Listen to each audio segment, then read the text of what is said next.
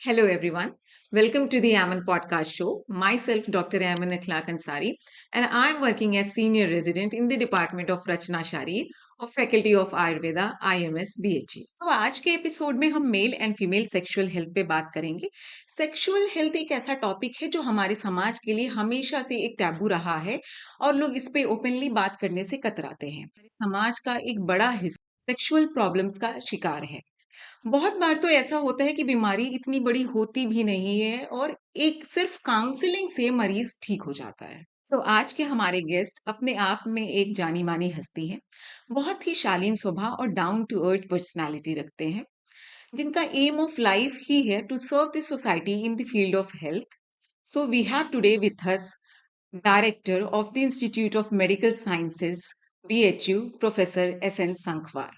Sir ने अपनी MBBS की पढ़ाई GSVM कानपुर से 1989 में कंप्लीट की and after that 91 to 93 he completed his MS। 95 से 96 तक सर ने as a senior resident work किया GSVM कानपुर में and after that he worked as senior resident in SGPGI Lucknow for 1 year. Sir ने अपना MCH PGI चंडीगढ़ से 1998 to 2000 में complete किया। आफ्टर दैट इन 2001 उन्होंने क्रिश्चियन मेडिकल कॉलेज लुधियाना में ज्वाइन किया and in the same year he joined as consultant in KGMU Lucknow. Sir ने अपने एकेडमिक करियर का मेजर पार्ट KGMU लखनऊ में ही कंप्लीट किया and after that 2009 to 2023 he worked as chief medical superintendent in KGMU Lucknow. और फिर 27 सितंबर 2023 को सर ने IMS BHU में एज डायरेक्टर ज्वाइन किया। अब तक के अपने एकेडमिक करियर में सर ने अराउंड 30 स्टूडेंट्स को MD कराई, 12 प्लस PhDs कराई एंड 60 प्लस MCH कराए। 60 प्लस मेगा हेल्थ कैंप्स में पार्टिसिपेट किया, बहुत सारे स्कूल्स में मोटिवेशनल टॉक्स दिए एंड 20 प्लस इंटरनेशनल टॉक्स भी डिलीवर किए। He has 321 published research papers to his credits, 16 book chapters, and 2 books on infertility and urology. Throughout his journey, Sir has received several awards. To quote some is Tarachand Memorial Cancer Orientation Award and Dhanvantari Award. तो आइए sexual health, male and female sexual problems and reproductive health से जुड़ी और भी सारी समस्याओं को हम सर से डिटेल में समझते हैं। Welcome to the Ammon podcast show, sir. How are you feeling? Thank you so Better? much for Comfortable? being here, Okay. sir. So, मैं सबसे पहले तो मैं चाहूंगी कि आप मेरे व्यूवर्स के लिए कुछ हेल्थ टिप्स दीजिए, जिससे अभी सर्दी का मौसम भी चल रहा है और ऐसे भी क्या हेल्थ टिप्स हैं जिससे व्यूवर्स को जो है लाभ पहुंचे और स्वस्थ रहें। जी, जी, बिल्कुल सही बात है। व्यूअर्स को सबसे तो पहले मैं नमस्ते करता हूँ सभी को और वो सुखी रहें, निरोग रहें, यही कहना चाहूँगा। और हमारे यहाँ कहा ही गया कि पहला सुख निरोगी काया, दूसरा सुख घर में माया। तो हमेशा पहले सुख की ओर ध्यान रखें और शरीर उनका है, अगर वो देखभाल नहीं करेंगे तो कौन करेगा? इसलिए सबको स्वस्थ रहना है। तो स्वस्थ जीवन शैली, स्वस्थ आहार, प्रतिदिन व्यायाम, 6 घंटे की नींद और गुस्सा न करना, एक दूसरे के प्रति सहयोग भरा व्यवहार करना, कुल मिला के मन को प्रसन्नचित्त रखना। और प्रसन्नता अंदर से आती है, कोई बाहर से नहीं आती है। तो सभी लोग सुखी रहें, निरोग रहें और एक दूसरे की हेल्प करते हुए आगे बढ़ते रहें। तो यही मेरी शुभकामनाएं। तो एक तरीके से आपने आयुर्वेद की जो स्वस्थ की परिभाषा है वो आपने बोल जी, दी है। जी, जी, हाँ, बिल्कुल। अ, आयुर्वेद तो हमारे यहाँ का हम्म। पुराना, बहुत ही पुरानी मेडिसिन सिस्टम रहा है और बहुत ही कारगर रहा है। और पुराने हमारे ऋषि मुनि 100 साल, 150 साल, 150 साल ऐसे जिंदा रहते थे, तो आयुर्वेदा का उपयोग करते थे और खान पान, रहन सहन जी। इसमें नियमित रहते थे, तभी वो इतना समय अच्छे से रह पाते थे। आपकी स्पेशलिटी जो है, आप यूरोलॉजी के डॉक्टर हैं, स्पेशलिस्ट हैं। क्योंकि सर आप यूरोलॉजी के एक्सपर्ट हैं और मेल इनफर्टिलिटी के एक्सपर्ट हैं, जी, जी। तो मैं चाहूंगी कि कुछ जो है बातें आप मेल सेक्सुअल प्रॉब्लम से रिलेटेड बताइए कि क्या कॉमन प्रॉब्लम्स क्या फेस करनी पड़ती है। जो जैसा कि आपने बताया यूरोलॉजी, तो हमारा यूरोलॉजी जेनाइटो यूनरी ऑर्गन्स होते हैं, उससे संबंधित बीमारियों के बारे में जानकारी देते हैं। तो उसमें हमारा मेल इनफर्टिलिटी और एंड्रोलॉजी भी आता है, जिसे कि सेक्सुअल डिस्फंक्शन भी कहते हैं। तो इनफर्टिलिटी का बेसिस यही होता है कि अगर कोई कपल उसकी शादी हो गई है और उसके बाद 1 साल तक भी प्रेगनेंसी नहीं होता है, तो यूजुअली ऐसे में देखा जाता है कि कहीं न कहीं प्रॉब्लम है, जिसको कि इनफर्टिलिटी कहते हैं। ये नहीं कि खाली फीमेल्स में प्रॉब्लम हो, मेल्स में भी होती है। जी, जी। तो शादीशुदा कपल्स में देखा गया है जो जिनको 18 से और 45 साल के बीच के कपल्स को लेते हैं, उसमें करीब 11 वर्ष परसेंट ये इनफर्टिलिटी रेट होता है। इनका जब हम जो विश्लेषण करके देखते हैं, तो 33% तो फीमेल्स में प्रॉब्लम निकलती, 33% मेल्स में निकलती और कुछ ऐसे कपल्स होते हैं 33% जिनमें दोनों में प्रॉब्लम होती है। जी। तो एक तरह से देखा जाए मेल पार्टनर 50% प्रॉब्लम्स के लिए रिस्पॉन्सिबल होता है। रिस्पॉन्सिबल है। तो सर जो मेल सेक्सुअल डिस्फंक्शंस हैं, जी, जी। उनका कोई मेल इनफर्टिलिटी से रिलेशन है या दोनों बिल्कुल सेपरेट इश्यूज हैं?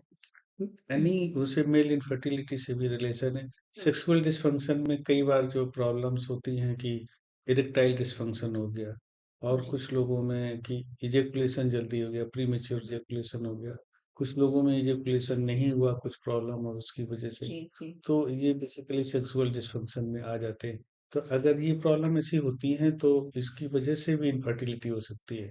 तो इनफर्टिलिटी और male sexual dysfunction inter related है। इंटर रिलेटेड है। जी, बिल्कुल। But like it is not necessarily कि ये होगा ही होगा। अगर किसी को मेल सेक्सुअल डिस्फंक्शन है ये या जी, कोई पीएमई या ईडी का पेशेंट है जी, तो जी। वो इनफर्टाइल होगा, ये कोई जरूरी नहीं हाँ, है। कोई ज़रूरी नहीं है लेकिन ज़्यादातर में दिक्कत ज्यादातर होती है। में हाँ, होता है। क्योंकि सही समय पर अगर जो है मिलना नहीं हो पाया, प्रीमेच्योर इजैकुलेशन रहा, कोई दिक्कतें रहीं तो फिर इनफर्टिलिटी के चांसेस बने रहते हैं। तो ओके इसलिए सर। ज़रूरी होता है कि अगर कोई प्रॉब्लम है तो इसे इन्वेस्टिगेट करा के ट्रीट ज़रूर कराएँ।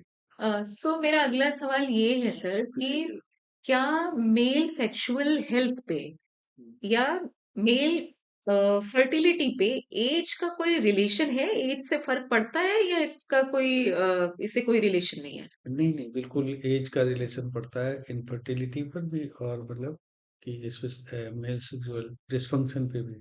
तो अब तो जैसा कि बेसिकली स्ट्रक्चर्स होते हैं ना, तो हम्म। मेल्स में जो ब्लड सप्लाई जाती है जो ऑर्गन्स को, वही इरेक्शन जनरेट करती है। लेकिन किसी कारण से अगर ब्लड सप्लाई डिस्टर्ब होती है, जैसे कि एज के साथ खून की हम्म। नली में एथेरोस्क्लेरोसिस हो जाती है, प्लेग जमा हो जाते हैं या कभी किसी को ट्रॉमा हो गया, चोट लग गया, तो हम्म। ब्लड सप्लाई अगर डिस्टर्ब होगी तो नेचुरली फिर इम्पोटेंसी आने लगेगी। इम्पोटेंसी मीन्स इरेक्शंस ही नहीं होने लगेगा, तो अच्छा। उससे डिस्फंक्शन भी होगा। साथ ही साथ अगर कोई डायबिटिक है, हाइपरटेंसिव हम्म। है, किसी को कैंसर जैसी बीमारी हुई है, उसकी जी, दवाइयाँ चली हैं, जी। तो इनके हानिकारक प्रभाव भी डिस्फंक्शन पे इस पे पड़ते हैं। होते हैं। जी, मेल इसकी सेक्सुअल हेल्थ इसकी पे। वजह से भी डिस्फंक्शन होता है, मेल सेक्सुअल डिस्फंक्शन। साथ में अगर इनफर्टिलिटी है तो फिर हम्म। एग्रवेट ही होती है, कम नहीं होती है।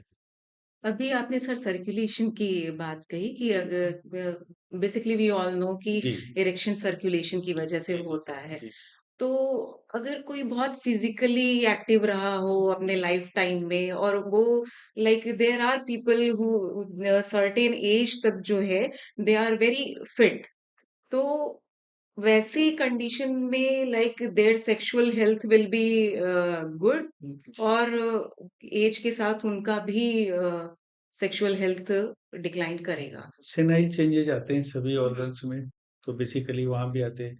जैसे मोतियाबिंद डेवलप होता है, जी। लोग बहरे होने लगते हैं, हम्म। बाल सफेद होते हैं और ऐसी दिक्कतें आती हैं। तो मतलब जी। एज के साथ-साथ सभी ऑर्गन इफेक्टेड होते हैं। होगा ही और होगा। हाँ, और अगर ये तो कहा गया है penis is the barometer for the heart.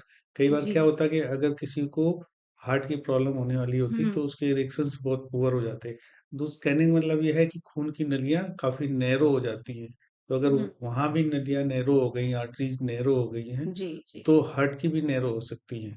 तो कभी ओके। किसी को अगर ऐसी प्रॉब्लम आती तो उसको जाँच करानी एक बार चाहिए। जो हाँ, है उसको जी। क्रॉस चेक करना क्रॉस चेक चाहिए हार्ट के कि लिए भी उसको उसको। केयरफुल रहना चाहिए। ओके, तो ये तो एक तरह सर से आपने बहुत अच्छी बात बताई। हाँ, जी, ये इंडिकेटर होता है कि अगर किसी को ऐसी जी। प्रॉब्लम आने लगी है, तो ये इसमें केयरफुल। अमूमन लोगों को ये बात हुँ, नहीं पता होती जी। है कि मतलब कि अगर हमको यहाँ ये दिक्कत हाँ है, जी, जी, तो सेक्सुअल हाँ, ईडी हो रहा है तो तो हमें हार्ट की प्रॉब्लम हार्ट हो कोई सकती है। Problem in due course of time हो जी, सकती है। जी।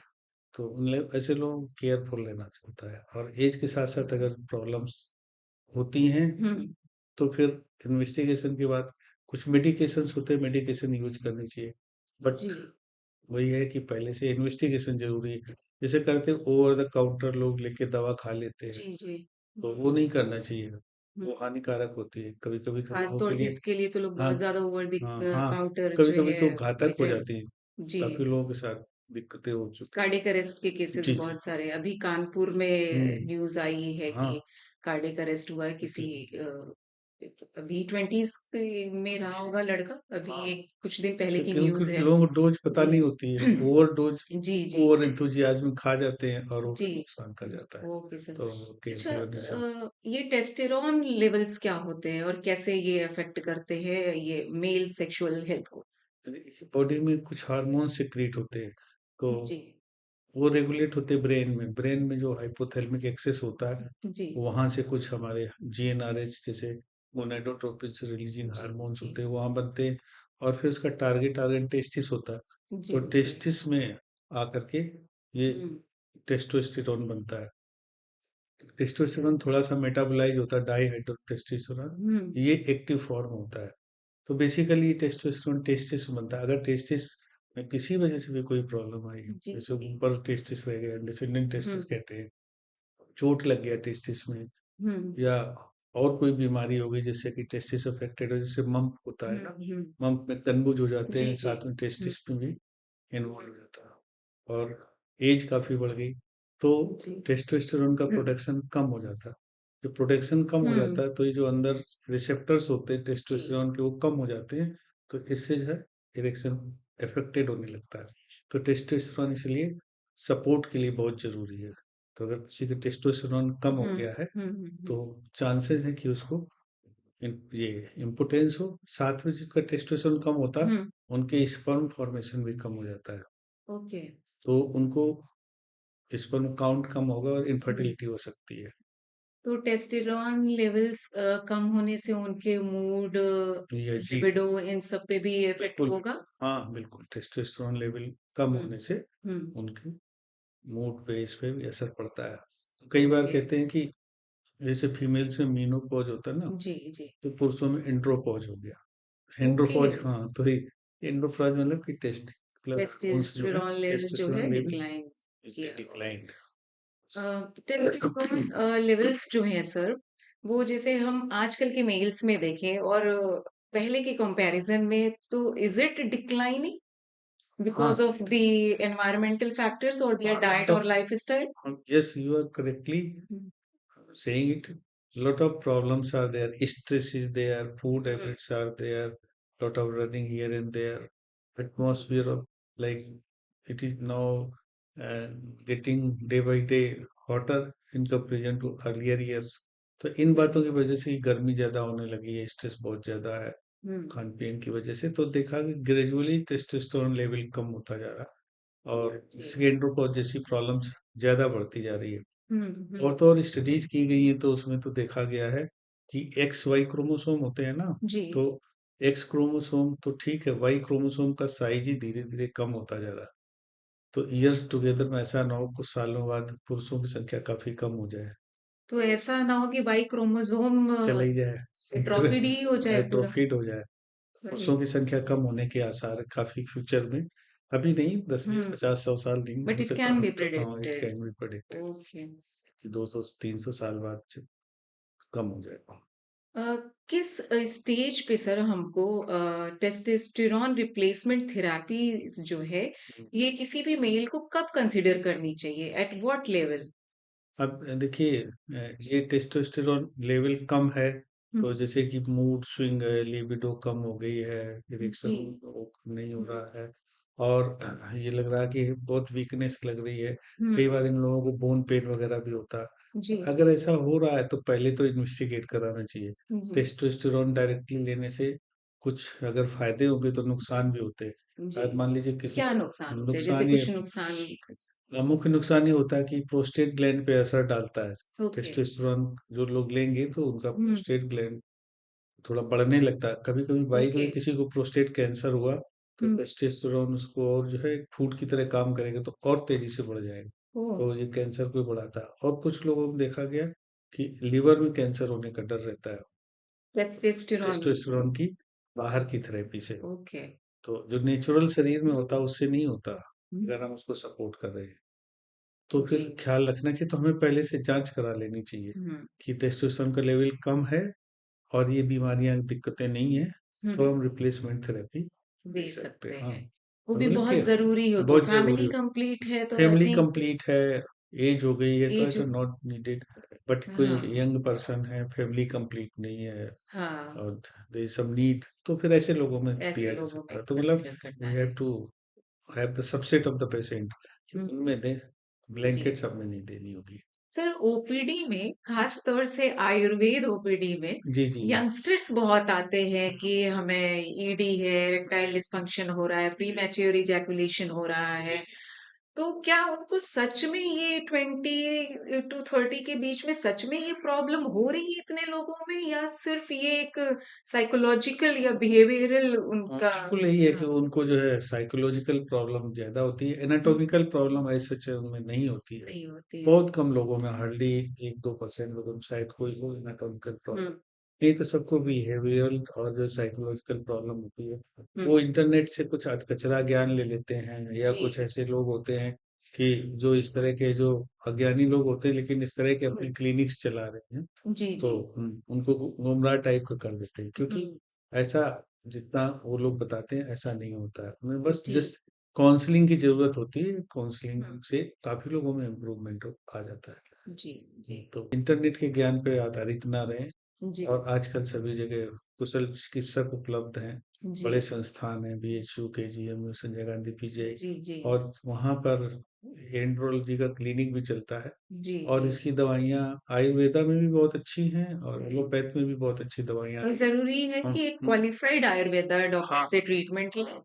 किसी क्वालिफ़ाइड चाहिए। ऐसे जो हुँ, झुग्गी-झोपड़ी में आते हैं बेचने उनसे उनसे उनके ना लें चक्कर में ना पड़े। क्योंकि जैसे इसमें लोग शर्माते हैं तो जो कोई मिल गया तो उसी को बता करके और वो कुछ का कुछ दवाइयाँ दे देते हैं। कुछ लोग तो ऐसे भस्म दे देते हैं कि जिनका हुँ, असर गुर्दे पे, जी, लीवर पे जी, बहुत खराब बिल्कुल, होता है। बिल्कुल। तो क्वालिफ़ाइड डॉक्टर से ही लें हुँ, और herbal medicine as well as allopathic medicine दोनों में अवेलेबल है। जी। वो बहुत प्रभावकारी है। एज़ अ होल मैं बात करूँ जी, तो जी। मेल सेक्सुअल हेल्थ या मेल सेक्सुअल डिसफंक्शन के क्या फैक्टर्स हैं? मेल सेक्सुअल हुँ, डिस्फंक्शन जैसे कि एक तो एज तो होता ही है। जी, इसके अलावा एक दूसरा साइकोलॉजिकल हो गया जी, कि जी। साइकोलॉजिकल लोग सोचते हैं। तीसरी हुँ, बात है कि ये हमारे जो मेटाबॉलिक डिसीज़न है, मेटाबॉलिक डिसीज़ जो हुँ, बेसिकली है जिनमें कि हाइपरलिपिडेमिया है, डायबिटीज़ है डायबिटीज़। और भी मेटाबॉलिक प्रॉब्लम्स हैं, यूरिक एसिड बढ़ा हुआ हुँ, और हार्मोन डिस्टर्ब हो गया, थायरॉइड किसी को डिसफंक्शन थायराइड अगर है। डिस्फंक्शन हो गया और ये लिवर फंक्शन गड़बड़ हो गए।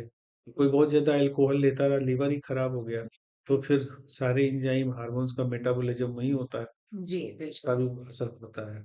तो कुल मिलाकर के यही भी परेशानियों की वजह से उस पर उस ऑर्गन पे भी असर पड़ेगा तो और लीवर डिस्फंक्शन की पैथोलॉजी से भी सेक्सुअल जी, हेल्थ जी हाँ। हैम्पर होती हाँ, है। बिल्कुल, लीवर की ओके। किडनी अगर किसी की फेल हो हुँ, गई तो किडनी से भी होगा। तो सभी ऑर्गन्स के बीच में एक इंटरकनेक्शन होता है। जी। तो पूर्णतया स्वस्थ रहने के लिए ज़रूरी है कि जो सभी ऑर्गन हुँ, ठीक रहें। किसी ऑर्गन में भी कोई बहुत प्रॉब्लम हुई, हार्मोन डिस्टर्ब हुँ, हुए, तो फिर सेक्सुअल डिस्फंक्शन भी डेवलप होगा। साथ जी। में इनफर्टिलिटी भी डेवलप होगी। सर क्या मेल सेक्सुअल हेल्थ पे स्लीप का रिलेशन है? कि अगर कोई अच्छी स्लीप ले रहा है, एडिक्वेट स्लीप तो उसका सेक्सुअल हेल्थ अच्छा होगा। बिल्कुल, ओवर या अंडर जी। स्लीप हो रही है तो हुँ। उसकी वजह से इफेक्ट होगा सेक्सुअल हेल्थ पे। बिल्कुल स्लीप हाँ, की वजह से भी प्रॉब्लम्स आती हैं। अगर स्लीप किसी का बहुत डिस्टर्ब है तो नेचुरली ऐसे लोगों में देखा गया कि उनको ब्लड प्रेशर, ब्लड शुगर की दिक्कत हो जाती है जो बहुत कम सोते हैं। जी। और हुँ, अगर कभी कभी इन लोग तो ऐसा दिक्कत होती है कि स्लीप की वजह से मेंटली डिस्टर्ब भी हो जाते हैं। कहा गया है एक बार अगर 1 हफ्ते तक किसी को खाना ना दो तो चल जाएगा पानी पी करके, लेकिन अगर आपने सोने नहीं दिया तो उससे बहुत ही डिस्टर्ब होता है, और जब आदमी जी, सो नहीं पाया तो सारा डिसोरिएंटेशन सा होता है। जी, जी। बहुत असर पड़ता है नींद का। अब कुछ लोगों में तो स्लीप एपनिया होता है, जैसे सोए तो अचानक सांस रुक गई, अचानक फिर जाग गए, हुँ, तो उन लोगों की नींद कभी नहीं पूरी होती है। वो पूरे जी। दिन उनको ऐसा हुँ, लगेगा हम सो ही नहीं पाए। जी, जी। इन लोगों में भी मेटाबॉलिक सिंड्रोम, यानी कि ये हुँ, जो उनका बढ़ जाता है, लिपिड प्रोफाइल गड़बड़ हो जाता है, हुँ, साथ में इनको शुगर, ब्लड प्रेशर, अन्य दिक्कतें भी होने लगती हैं। जी, इन लोगों के हार्मोन्स वगैरह भी चेंज हो जाते हैं, क्योंकि जी, हार्मोन्स के सिक्रीट होने का निश्चित समय होता है। अगर आपका नींद जी, डिस्टर्ब है, कार्टिसोल हार्मोन है, टेस्टोस्टेरोन हार्मोन, ये सवेरे 5-6 बजे के बीच में ज्यादा सिक्रीट होते हैं। एक सर्केडियन रिदम बनी होती है, जी, तो जी। सर्केडियन रिदम जो होती है वो डिस्टर्ब हो जाती है। इसमें काफी बड़ा स्टडी चल रहा है, जिसको क्रोनोमेडिसिन कहते हैं। मतलब ओके। बॉडी के एक साइकिल होती है, जी, वो जी। क्रोनिक उस जो उसका सिस्टम है वो ठीक से चलना चाहिए। हुँ, कब सोना है, कब खाना है, जी। आहार विहार इसमें ध्यान मतलब रखना हम होता है। दिनचर्या को आयुर्वेद दिनचर्या में को बताई गई हुँ, दिनचर्या हाँ, फ़ॉलो करें। हाँ, दिनचर्या फॉलो करें और स्वस्थ जी, दिनचर्या रहेगी तो सब ठीक रहेगा। तो जी। हमारे वैज्ञानिक और हमारे साधु संत बहुत समय से हुँ, उसको प्रयोग करते आ रहे हैं। तो ज़रूरी नींद, जैसे किसी को बहुत आती है, तो नींद बहुत आना भी एक दिक्कत हो सकती है। ये जी। ज़्यादातर देखा गया है, जो थायराइड, हाइपोथायराइड के पेशेंट हुँ, होते हैं, हुँ, वो हमेशा लेथार्जिक रहेंगे। गुर्दा फेल हो तो वो लेथार्जिक रहे, हुँ, उन्हें नींद ज़्यादा आए। तो इन लोगों में, और जिनका टेस्टोस्टेरोन लेवल बहुत कम हो जाता है, हुँ, वो बैठे-बैठे सो जाते हैं। तो ओह! तो वो भी एक बहुत ही मतलब अच्छे से इन्वेस्टिगेट करना चाहिए। कई हुँ, बार लोग कहते हैं नींद ज़्यादा आ रही है, अच्छी बात है, लेकिन बहुत ज़्यादा आना तो ये भी अच्छी अच्छी बात अच्छी बात नहीं। नहीं। कि जी। रात भर सोते रहे फिर दिन में भी ऊँघने लगे सवेरे से। तो इन हुँ, बातों का ख्याल रखना है, प्रॉपर्ली तो इन्वेस्टिगेट एक कर। एडिक्वेट लगभग कितनी नींद जो है सही होती है? अच्छी नींद कितने घंटे की नींद अच्छी नींद 6 से 8 घंटे के बीच में होनी चाहिए। 6 से 8 हाँ, घंटे जो है लेना 6 चाहिए। से 8 घंटे, 6 घंटे तो मिनिमम होनी चाहिए, 8 घंटे हो जाए तो अच्छा रहता 8 है। घंटे अच्छी नींद है। हुँ। और नींद से रिलेटेड ये हुँ, भी है कि नींद फ्रेगमेंटेड नहीं होनी चाहिए। पहला स्पेल जो नींद का होता है वो 3 या 4 घंटे का होना चाहिए। जी। वो डीप स्लीप होती है। इसके बाद कभी-कभी कुछ सपने आने लगते हैं, उसे हुँ, आरईएम स्लीप कहते हैं। रैपिड आई हाँ, मूवमेंट। और जो 3-4 घंटे की शुरुआत की होती है वो एनआरईएम होती है, हुँ, non rapid eye. Non rapid eye. Starting के जो 3-4 घंटे हैं वो बेसिकली बेसिकली बहुत ज़रूरी है। Uninterrupted sleep uninterrupted sleep. होनी चाहिए। तभी वो कहा जाता है शांत कमरे में अच्छे से सोइए, शोर ना हुँ, मचे, लाइट ऑफ कर लें तो जो होता है कि हुँ, मन शांत रहता है। बहुत ज़्यादा चिंतन और वो ना करें, क्योंकि चिंता में भी तो नींद उड़ जाती है अगर कोई बहुत जी, चिंतित रहता है। जी। सोच-सोच के परेशान रहता है, तो बेहतर सोचे ना, कई जी। बार होता है। और नींद नहीं आती तो अपने किसी फ्रेंड है, टीचर है जो हो, तो उनको बताना चाहिए कि हमारे सामने ये समस्या, कई बार जी, दिक्कतों की वजह से नहीं तो हल निकल आता है, काउंसलिंग की ज़रूरत होता है। जी, बिल्कुल, बिल्कुल। बहुत सारी चीज़ें सिर्फ़ बातचीत हाँ, करने से बातचीत और उससे सही जो है, हो हाँ जाती जी, हैं। मार्गदर्शन जैसे हुँ, कहते हैं ना, यू आर बिल्कुल। Rightly told what to do, तो फिर उससे आराम मिल जाता है। जी। मेल सेक्सुअल हेल्थ की तो जी, काफ़ी सारी बातें कर ली। जी, अब हम फीमेल सेक्सुअल हेल्थ और फीमेल सेक्सुअल प्रॉब्लम्स की बात करेंगे सर। तो मैं आपसे पूछना चाहूँगी कि फीमेल्स में कॉमनली क्या सेक्सुअल प्रॉब्लम्स आते हैं और उनके क्या रीज़न्स हैं और इनको कैसे हम फिक्स कर सकते हैं? फीमेल्स में भी जैसे मेल्स में दिक्कतें आ सकती हैं, फीमेल में भी दिक्कतें हो सकती हैं। और मेन बात तो है उनका पर्सनल हाइजीन, वो बहुत हुँ, इम्पोर्टेंट है। और दूसरी बात है कि उनको रिकरेंट यूरिनरी ट्रैक्ट इन्फेक्शंस बहुत कॉमनली होते हुँ, रहते हैं। तो यूजुअली होता ही है, फीमेल में जो यूरेथ्रा का साइड होता है 4 सेंटीमीटर होता हुँ। है। हाँ, तो वहाँ कोई भी ऑर्गेनिज्म अगर आसपास है तो उसको ट्रेवल करके ब्लैडर में पहुँचने में थोड़ा ही समय लगता है। जी, बिल्कुल। तो इस वजह से यूटीआई बहुत कॉमन होता है। हुँ, और फीमेल से पर मंथ पीरियोडिकली पीरियड्स आते हैं, तो उस बीच और हेल्थ का ख्याल रखना होता है। हुँ, कोई भी इन्फेक्शन बाहर से इंट्रोड्यूस ना हो। हुँ। और अब तो अवेयरनेस आ गई, बच्चों को पढ़ाया भी जाता है। जी, जी। और पढ़े लिखे पेरेंट्स होते हैं, मदर। मेंस्ट्रुअल हाइजीन पे हाँ, काफ़ी बातें मेंस्ट्रुअल हो रही हाइजीन हैं। बहुत ही जरूरी है। जी। और उसकी अच्छा ना होने से कई बार ऐसी दिक्कतें हो जाती हैं, हुँ, जब हस्बैंड वाइफ मिलते हैं तो बहुत पेनफुल होता है, जिसे हुँ। डिस्पेरोनिया कहते हैं। डिस्पेरिन हाँ, तो यस। हुँ, डिस्पेरोनिया अगर हो रहा है तो ज़रूर हुँ। कंसल्ट कर लेना चाहिए। कई कारणों से हो तो इसके सकता है क्या कोई कारण होते हैं सर? ये हाँ, आजकल बहुत कॉमन हो गया है हाँ, इनफैक्ट डिस्पेरेनिया। हाँ, कई कारण होते हैं। आजकल एक तो स्ट्रेस भरा जीवन है, सबको अपने उसमें लगा हुँ, पड़े हुँ। हुए हैं कि क्या करना, क्या नहीं करना। जी, तो देखा गया कई बार क्लीनिनेस नहीं रही, हल्का-फुल्का इन्फेक्शन हो गया जी, और जब कहीं भी इन्फेक्शन होगा तो सूजन्स भी होगी, तो उस समय जी, डिस्पेरोनिया काफ़ी बढ़ जाएगा। जी, तो जी। वही है और प्रॉपर्ली लुब्रिकेशन नहीं हुआ, तो भी ड्राई सा रहा, तो भी प्रॉब्लम है। हुँ, तो इन बातों का ख्याल रखना होता है और जी। कभी भी इन्फेक्शन हो तो नहीं उससे ठीक हो जाएगा ऐसा हुँ, नहीं। हुँ, कोई भी गायनेकोलॉजिस्ट हो, यूरोलॉजिस्ट हो, उसे हुँ, दिखा कर के दवा ले लेनी चाहिए। बहुत तीखा भोजन नहीं करना चाहिए क्योंकि कोई भी हुँ। स्पाइसी फूड खाएँगे, फ़िल्टर होके यूरिन में जाएगा, जी, तो बिल्कुल। फिर जलन और ये सारा दिक्कत बढ़ाएगा। तो जैसे कि बैकएक कई कुछ लोगों को होता है, हुँ, बैकएक भी इसी वजह से होता है कि लगता है पेल्विक इन्फ्लेमेटरी डिसीज़ हो पीआरडी। गई, हुँ, पीआईडी हो गई, अंदर इन्फेक्शन चला गया। जी। तो अगर पीआईडी हो रहा है तो उसे दिखा के अच्छे से ट्रीट करें। बीच-बीच में पीरियोडिकली ज़रूरी है और जब बच्चे बड़े हो रहे होते हैं, एडोलसेंट एज ग्रुप में हुँ, बच्ची पहुँची, तो उसको मेंस्ट्रुअल हाइजीन, मेंस्ट्रुएशन क्या होता है, ये सब हुँ, कुछ उसको बताना चाहिए, हेजिटेट नहीं करना चाहिए। जी, एक टैबू नहीं जी। होना चाहिए कि नहीं बताएँगे, क्या सोचेंगे हाँ, क्या जी, सोचेंगे? कुछ नहीं सोचेंगे, ये तो बिल्कुल। चलता आ रहा है, सदियों से ऐसा होता है। तो बच्चे हुँ, अवेयर रहें जी, और जी। इंटरनेट के ज्ञान पे आधारित ना रहें। तो उसमें बिल्कुल। आधी बातें होती हैं जी, हाँ, आधी बातें होती हैं हाँ। और नहीं होता सब कुछ उसमें। तो फीमेल्स में बेसिकली क्या प्रॉब्लम्स होती हैं? जैसे मेल्स में इरेक्टाइल डिसफंक्शन हो हुँ। रहा है, प्रीमैच्योर इजैकुलेशन हो रहा है। सेक्सुअल हेल्थ की बात करें तो फीमेल में क्या प्रॉब्लम आती है?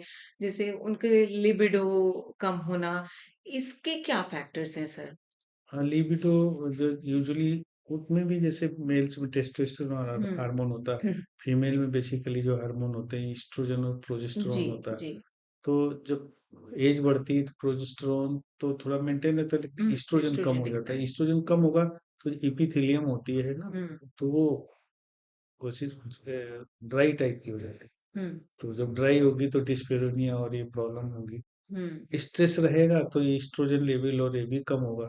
जी, जब जी। स्ट्रेस ही रहता है तो फिर साथ में एफएसएच, एलएच जो सीक्रेट होकर के आते हुँ, हैं पिट्यूटरी ग्लैंड से, हुँ, उनमें भी वेरिएबिलिटी आएगी। तो लिबिडो कम हो हुँ। जाएगा, इरिटेशंस बढ़ जाएगा मूड और swings and hot mood swings flashes. बहुत बढ़ जाता है। हुँ, और कुछ लोगों में तो डिप्रेशन इतना ज़्यादा आ जाता है कि सुसाइडल टेंडेंसी भी आ जाती है। तो ये अगर मूड स्विंग हो रहा है और कुछ जी, ऐसी दिक्कत आ रही है तो उसमें प्रॉपरली काउंसलिंग होनी चाहिए, समस्या जी। देखनी चाहिए हुँ, और जो फैमिली में वो कई बार डिस्टरबेंस होने लगते हैं कि ध्यान नहीं दे रहे, घर का काम नहीं कर रही है, ऐसा एकदम से नहीं सोचना चाहिए। तो जांच करा के देख लेना चाहिए, अगर कोई दिक्कत है तो उसको हुँ, ट्रीटमेंट लेने से आराम हो जाता है और जी। परस्पर सहयोग हस्बैंड वाइफ या जो भी घर के मेंबर्स हैं हुँ, वो अवश्य रखें। जी। इन बातों का ख्याल रखना सब ठीक रहता है। सीमेन एनालिसिस अगर देखें तो स्पर्म काउंट क्या स्पर्म काउंट भी ग्रेजुअली डिक्रीज कर रहा है मेल्स में जी, जी, एज बिल्कुल। Because of these environmental factors and the diet ये and lifestyle? Diet, lifestyle, stress, lot of pollution, adulteration in the food, use of the mobile, studies has been done करके देखा गया कि जो लोग मोबाइल को अपने फ्रंट पॉकेट में रखते हैं उसमें स्पर्म काउंट कम हो जाता है और दूसरी जी। स्पर्म की क्वालिटी होती है वो भी पुअर टाइप की हो जाती है ओलिगो स्थिनो स्पर्मिया हो जाती है मतलब ओलिगो मतलब संख्या भी स्पर्म की कम हो गई स्थिनो मतलब वो मूव कम कर रहे हैं हुँ, तो ये भी दिक्कत हो जाती है और डेड स्पर्म भी ज्यादा पाए जाते हैं तो हुँ, स्ट्रेस जब ज्यादा रहता है तो फिर ये दिक्कतें उसमें रहती है और जब ऐसा होगा हुँ, तो क्वालिटी ऑफ स्पर्म बहुत इफेक्टेड हो जाती है तो जी। ऐसे स्पर्म से अगर प्रेगनेंसी होती है तो बच्चे जो पैदा होते हैं ना किसी में कोई कुछ कमी निकल आती है कोई ऑटिज्म में बच्चा हुँ, होता है प्री हुँ, मेच्योर बच्चे होते हैं इंट्रायूट्राइन ग्रोथ रिटार्डेशन हो जाता है तो ये दिक्कतें आती हैं तो इसीलिए कहा गया कि बहुत स्ट्रेसफुल लाइफ नहीं चाहिए हुँ। और बहुत ये रेडिएशन और ये मोबाइल फोन का ओवर यूज ये नहीं करना चाहिए टेक्नोलॉजी से हाँ बच टेक्नोलॉजी के रहें, बच के थोड़ा रहना दूर रहें। हाँ, थोड़ा-सा ध्यान रखना है। यहाँ तक जी। देखा गया जो लोग ड्राइवर होते हैं, गरम भट्टी के आस-पास काम करते हैं, हुँ, हुँ। तो उनमें भी स्पर्म काउंट बहुत कम हो जाता है। तो सर स्पर्म काउंट जिनमें कम है उसके लिए क्या कर सकते हैं ऐसे लोग अपने खान कुछ हाँ, डाइट में कुछ डाइट में तो कैसा बहुत है इम्प्रूवमेंट कि करें? हाँ, डाइट में तो इम्प्रूव करना ही कि डाइट में हुँ, प्रचुर मात्रा में प्रोटीन, हुँ, दूध, विटामिन्स ऐसे लें और हुँ। बहुत ही हर्बल मेडिसिन इसमें काफ़ी कारगर है। जैसे अच्छा। कि हाँ, जैसे कि ये क्यूनाफ्लुएंस है, बिथानिया सोमनीफेरा है। हुँ, तो वो तो सर हाँ, रिसर्च भी है हाँ, मैंने पे पढ़े थे म्यूकोनाफ्लोरेंस पे भी है। क्यूनाफ्लुएंस पे भी और हाँ, बिथानिया सोमनीफेरा पे। जी। बिथानिया सोमनीफेरा का जब प्रयोग करा एक पीएचडी हमने कराई थी बच्चे को, हुँ, तो हमने देखा सीमेन के सारे पैरामीटर्स इंक्रीज हो गए थे, जैसे कि काउंट भी बढ़ गया था, उनका मूवमेंट भी हुँ, बढ़ गया था, डेड जी। स्पर्म थे वो भी कम हो गए थे। इसके साथ साथ जो हार्मोन्स थे टेस्टोस्टेरोन, एफएसएच और एलएच, हुँ, उनमें भी इम्प्रूवमेंट आ गया था। और ओवरऑल देखा गया था कि ऐसे कपल्स में प्रेगनेंसी रेट भी बढ़ गया था। Over 40% of the couple could get the pregnancy. तो काफी अच्छा मार्वलस सुधार था, हुँ। जो कि इससे रिलेटेड ऐसे एलोपैथिक मेडिसिन कुछ नहीं अवेलेबल थी। ईज़िली जी, अवेलेबल जी। भी है सर ये मेडिसिन तो। तो वेल प्रूवन है हुँ, और बहुत अच्छी है। आयुर्वेद की बहुत सी दवाइयाँ जैसे सापामिटो है, हुँ, वो उसकी जो बार्क होती है उससे हम लोग प्रोस्टेट की दवा बनवाते हैं, तो जी। प्रोस्टेट पे काफ़ी कारगर है। प्रोस्टिना हुँ, एक दवा है प्रोस्टेट की, वो भी कारगर है। इसके अलावा एक सिरप मार्केट में काफ़ी बिकता है नीरी, तो नीरी सिरप हाँ, हाँ, स्टोन निकलने में काफ़ी कारगर है। तो उसको अच्छा। तो काफ़ी सभी डॉक्टर्स लिखते हैं और नीरी इज़िली अवेलेबल भी है तो लेकिन सर एक लॉबी है डॉक्टर्स की जो आयुर्वेद को सूडो साइंस मानती है और हुँ, वहीं पे नीरी केएफटी को बहुत ज़्यादा जो है मॉडर्न सेक्टर से बहुत ज़्यादा हाँ, जो है नहीं है इसको प्रिस्क्राइब किया जाता है। तो जी, क्या ये सच में इफ़ेक्टिव सच हाँ, है सच या में आयुर्वेदिक मेडिसिन काम करती हैं? नहीं, आयुर्वेदिक मेडिसिन काम करती है, सच में जी। इफ़ेक्टिव है और इसका जन-जन तक उपलब्धता भी है, सभी जगह हुँ, गाँव क्षेत्रों में भी मिली हुँ, मिल जाता है आसानी से और लोगों को जी, लाभ होता है तभी वो एक से दूसरे, दूसरे तीसरे को जी, बताते हैं, जी, तो ये लाभकारी दवाइयाँ हैं। जी। स्टडी करके देखा गया हुँ, कई बार इसमें कुल्थी का बीज भी मिलाया जाता है, तो जी, स्टडी किया गया चूहों पे। चूहों को पहले ऐसी दाल खिलाई गई कि जिससे कुल्थी नहीं थी, पानी कम हुँ, पिलाया गया तो उनकी हुँ, किडनी में स्टोन बन गया। ओके। फिर बाद में हुआ कि कुल्थी की दाल का पानी उन्हें पिलाया गया, तो वही स्टोन डिज़ॉल्व हो गया।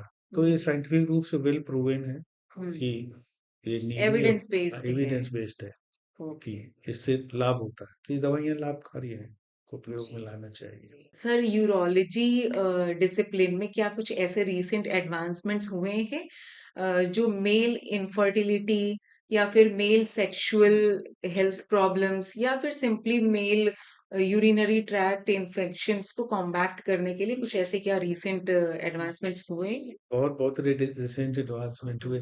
आपको पता ही है, आवश्यकता आविष्कार की जननी है, तो बिल्कुल। उसी तरह से इसमें काफ़ी हुए। जैसे इनफर्टिलिटी में ही ले लीजिए, तो हुँ, इनफर्टिलिटी में तो काफ़ी आगे तक बढ़ गए। तो यहाँ तक कि वो जो है स्पर्म ले जाने वाली अगर नली ब्लॉक होती है, हुँ, तो डायरेक्ट स्पर्म उससे टेस्टिस से स्पर्म को सक कर लिया और फिर वो टेस्ट ट्यूब बेबी जिसे कि इक्सी कहते हैं, उस आईवीएफ हाँ, से। आईवीएफ हुँ, विट्रो फर्टिलाइजेशन हुँ, उससे प्रोसीजर कर लेते हैं। सेम वे हुँ, में अगर कभी किसी को इरेक्टाइल डिस्फंक्शन इतना ज़्यादा हो गया हुँ, कि दवाइयाँ कुछ भी कारगर नहीं है, हुँ, तो इम्प्लांट्स आते हैं रॉड्स टाइप के, तो ओके। वो पेनिस में जो पेनाइल हुँ, इम्प्लांट लगा इरेक्शन। देते, तो वो इन्फ्लेटेबल होते हैं कि उनको जो इन्फ्लेट करेंगे देन इरेक्शन इज देयर। तो ओके। एक हाँ, ये काफ़ी एडवांसमेंट हुए। और माइक्रो सर्जरी भी, अगर खून की नली ब्लॉक है हुँ, तो अब रोबोट की हेल्प से माइक्रो सर्जरी भी करके ब्लॉक वाला पार्ट हटा के हुँ, ब्लड वेसल का फिर रीयूनाइट कर देते हैं। तो ये काफ़ी अच्छे डेवलपमेंट हुए हैं। जैसे फीमेल्स में भी हुँ, अगर ट्यूब ब्लॉक है हुँ, हुँ, तो इन विट्रो फर्टिलाइजेशन भी हो हुँ, जाता है।